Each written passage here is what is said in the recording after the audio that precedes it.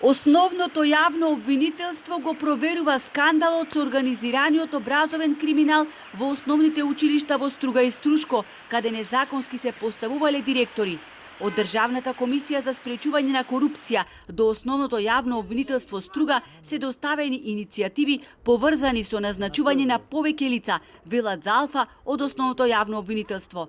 Оттаму тврдат дека една година правеле проверки.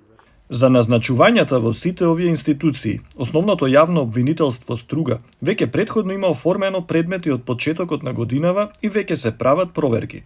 Во предистражна постапка се проверуваат и други назначувања, но јавното обвинителство не е во можност да споделува детали во интерес на постапката.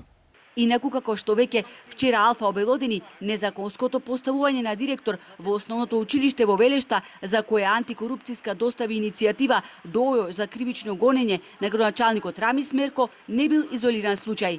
Со незавршено високо образование во основното училиште Гоце Делчев во Подгорци директорувал ветеринарен техничар, па така од штала директно седнал во директорска фотелја, а во меѓувреме се здобил и со диплома од Меѓународниот универзитет во Струга.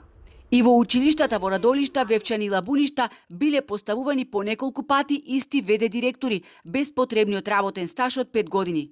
Во Лабуништа директорката била донесена од ресурсниот центар од Битола, каде работела како образовен асистент.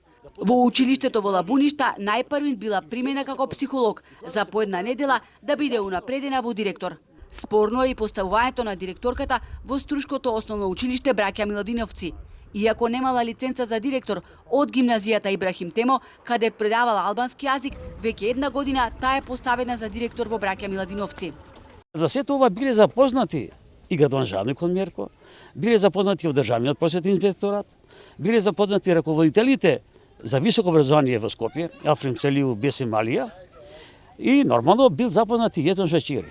И наместо сето ова да го согледа и да му ги одземе ингеренциите на Мерко, тој си продолжува со истите такви криминални дејанија, ова дивјачка работа, ова примитивна, нецивилизирана работа на Рамис Мерко и на министерот за образование, значи не се почитува.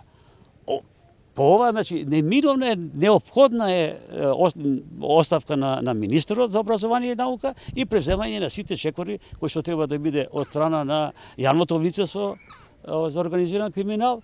За скандалот реагираат единствено од Струшкиот огранок на ВМРО ДПМН. Искривената реалност и непочитувањето на законите се слика за локалната власт во Струга.